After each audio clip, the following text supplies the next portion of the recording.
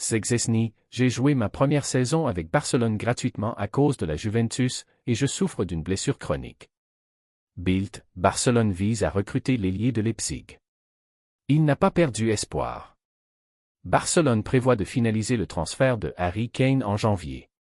Commentaire de Hansi Flick après le match contre Alaves et la réponse du FC Barcelone aux déclarations du président du Real Madrid. Et avant de commencer la vidéo, n'oubliez pas de partager votre avis dans les commentaires sur la performance du Barça aujourd'hui.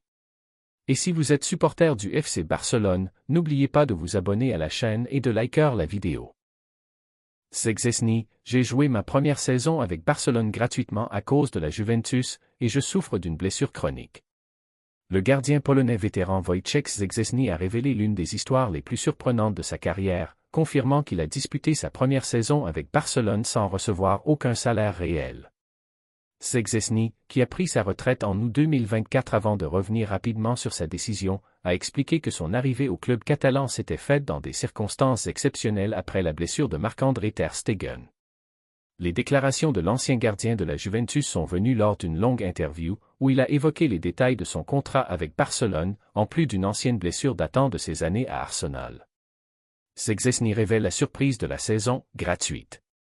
Szczęsny a révélé que tout ce qu'il avait reçu de Barcelone lors de sa première saison est allé entièrement à la Juventus, car il devait payer la clause financière de résiliation de son contrat avec le club italien 2 ans plus tôt.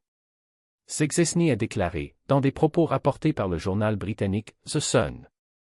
Je n'ai pas pris la décision de prendre ma retraite parce que le football ne me passionnait plus, mais parce que je ne ressentais aucune motivation pour les offres que j'ai reçues, même si elles venaient de 10 des plus grands clubs du monde. Il a ajouté, 3 jours avant d'annoncer ma retraite, j'ai parlé avec Robert Lewandowski et je lui ai dit que je ne voulais plus jouer pour aucune équipe, mais il pensait probablement pouvoir me convaincre lorsque Barcelone a appelé. Szczęsny a révélé, j'ai joué toute ma première saison sans être rémunéré, tout ce que j'ai reçu de Barcelone correspondait exactement à la somme que j'ai dû payer à la Juventus pour résilier mon contrat prématurément. Szczęsny a indiqué qu'il souffrait d'une blessure chronique depuis 2008, lorsqu'il était joueur à Arsenal, où il avait subi une blessure sévère aux avant-bras lors d'une séance d'entraînement à la salle de sport. Il a ajouté, parfois, je perds totalement la sensation dans ma main pendant l'entraînement et je ne peux même pas tenir une bouteille d'eau à cause de la douleur. L'ancien gardien de la Juventus a poursuivi, on plaisante parfois en disant que la séance est terminée parce que je suis paralysé encore une fois, mais la vérité est que la douleur est très épuisante, surtout pendant la préparation de la saison. Szczęsny a conclu, pendant la saison, c'est plus facile parce que tu t'entraînes 2 fois puis tu joues un match, donc le bras se repose un peu et la douleur diminue, même si elle s'étend du poignet jusqu'au coude. Bild, le Barça vise à recruter l'ailier de Leipzig.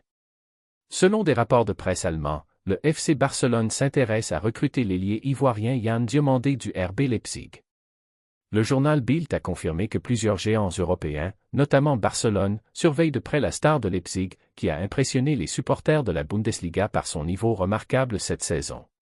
L'ailier ivoirien a inscrit 4 buts et délivré 4 passes décisives dans toutes les compétitions cette saison avec Leipzig. Il a également été expliqué que sa valeur continue d'augmenter en raison de ses performances, au milieu de l'intérêt de Manchester City, Liverpool et du Real Madrid. Il est aussi indiqué que son contrat ne comporte aucune clause libératoire, et Leipzig l'évalue à environ 100 millions d'euros. Le FC Barcelone, sous la direction de Hansi Flick, souhaite recruter un ailier gauche l'été prochain, et le joueur ivoirien a attiré l'admiration du coach Blaugrana. Diomandé a rejoint Leipzig lors du mercato estival dernier, en provenance du club espagnol Leganés. Il n'a pas perdu espoir. Le FC Barcelone prévoit de finaliser le transfert de Harry Kane en janvier. Il semble que le FC Barcelone ne renoncera pas à Harry Kane, la star du Bayern Munich, et continuera ses efforts pour le recruter, inquiet du possible départ de Robert Lewandowski à la fin de son contrat en 2025 à 2026. Barcelone n'a pas perdu l'espoir de recruter Harry Kane. Selon le quotidien espagnol Sport, Harry Kane est l'un des attaquants qui correspondent le mieux au profil recherché par le Barça s'il entre sur le marché lors du prochain mercato. Le Barça se renseigne sur la situation de Harry Kane. Le rapport ajoute que Barcelone s'est renseigné sur sa situation, mais n'a encore pris aucune mesure supplémentaire, notant que tout devrait se décider en janvier. Il est expliqué que Kane dispose jusqu'au 31 novembre pour activer sa clause libératoire de 65 millions d'euros, mais il ne semble pas intéressé, car il se sent à l'aise au Bayern Munich et estime que le club a construit un projet solide pour tout gagner. Malgré cela, le Barça n'a pas perdu espoir, car Harry Kane cherche un contrat à long terme, et jusqu'à présent, le Bayern Munich n'a entrepris aucune démarche pour prolonger son contrat, qui s'achève le 30 juin 2027. Harry Kane sous le maillot du Bayern Munich. Harry Kane a rejoint le Bayern en août 2023, en provenance de Tottenham Hotspur, pour 100 millions de livres sterling. Selon Transfermarkt, Kane a disputé 115 matchs avec le Bayern toutes compétitions confondues, marquant 109 buts et délivrant 29 passes décisives. Déclaration de Hansi Flick après le match contre Alaves et la réponse du FC Barcelone aux propos du président du Real Madrid. Après la rencontre entre Barcelone et le Deportivo Alaves, alors que la salle de presse était pleine de journalistes attendant les réactions après une soirée chargée de tensions sur et en dehors du terrain, Hansi Flick s'est assis devant les micros avec son calme habituel, mais cette fois avec une franchise plus marquée, déterminé à clarifier les choses après la polémique créée par le discours de Florentino Pérez contre le Barça lors de l'Assemblée générale du Real Madrid. Flick commença son intervention avec un ton ferme mais net. Nous avons disputé un match difficile contre Alaves et, comme toujours, nous avons fait face à de nombreux défis sur le terrain, mais les défis que nous voyons en dehors ces derniers jours sont bien plus grands. Flick relie la performance du Barça à la pression extérieure. Flick expliqua que les joueurs barcelonais subissent une pression anormale, non seulement en raison de la compétition en Liga, mais aussi de l'atmosphère créée autour de l'équipe dans les médias et concernant les affaires d'arbitrage. Il ajouta: quand les joueurs entrent sur le terrain après avoir entendu chaque semaine des accusations et des déclarations visant à remettre en question tout ce que nous faisons, cela a un impact. Pas parce que nous commettons des erreurs, mais parce que certains veulent créer un climat de tension permanent autour du Barça. Il continua. Nous jouons au football. Nous travaillons, nous nous battons et nous construisons un projet à long terme, mais certains se lèvent chaque jour pour créer des polémiques autour du Barça. Cela ne sert pas le football espagnol. Flick soutient totalement les propos de Laporta. Lorsqu'on lui posa une question directe sur les déclarations du président Joan Laporta, qui accusait la chaîne du Real Madrid d'attaquer le Barça chaque semaine et d'influencer les arbitres, Flick releva la tête et répondit avec une clarté inhabituelle. Ce que Laporta a dit est vrai. Nous voyons et nous entendons. Il y a une chaîne entière dédiée à remettre en doute chaque décision et chaque action concernant le FC Barcelone. Ce n'est pas une analyse technique, c'est une tentative évidente de créer de la pression sur les arbitres et sur le club. Il ajouta. Dire que les arbitres favorisent le Barça n'a aucun sens, surtout quand l'histoire de l'arbitrage en Espagne est connue, et quand les anciens présidents du comité arbitral avaient des liens très étroits avec le Real Madrid. Ce sont des faits, pas des accusations.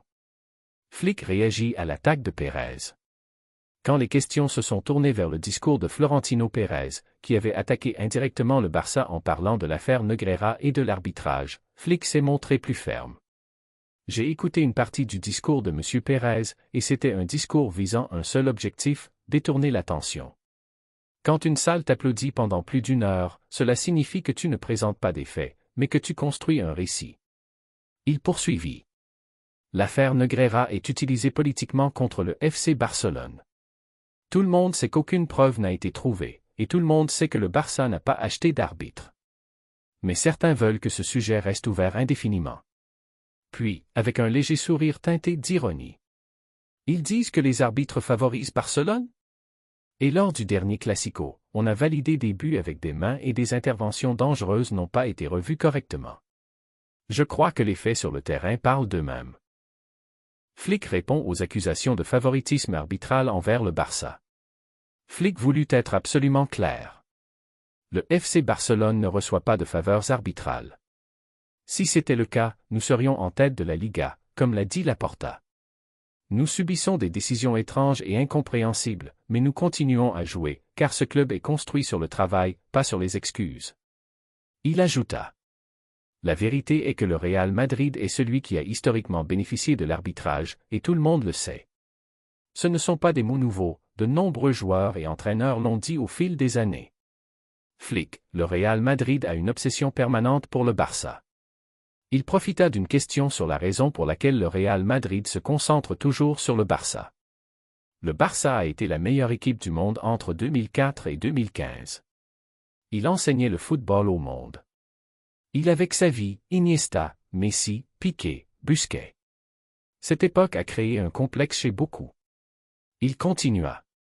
Lorsqu'ils attaquent le Barça aujourd'hui, c'est parce qu'ils sont encore coincés dans ces années-là. Ils n'arrivent pas à dépasser le fait que Barcelone a dominé le monde et été une référence en termes de style de jeu. Flick félicite ses joueurs malgré le bruit extérieur. Flick revint sur la situation interne de l'équipe. Malgré tout ce bruit, les joueurs réalisent un excellent travail. Contre Alaves, nous avons affronté une équipe bien organisée, et malgré cela, nous avons imposé notre style. Nous devons améliorer certaines choses, oui, mais nous travaillons calmement. Il ajouta. Mon message aux joueurs après le match était simple, jouons au football et laissons les autres parler. Les mots ne gagnent pas les matchs. Flick adresse un message direct à Pérez.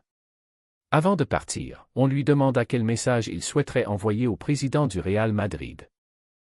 Ce n'est rien de personnel. Mais je dis, le Barça n'est pas le problème. Si chaque club se concentrait sur son propre projet au lieu d'attaquer les autres, la Liga serait plus forte. Il conclut.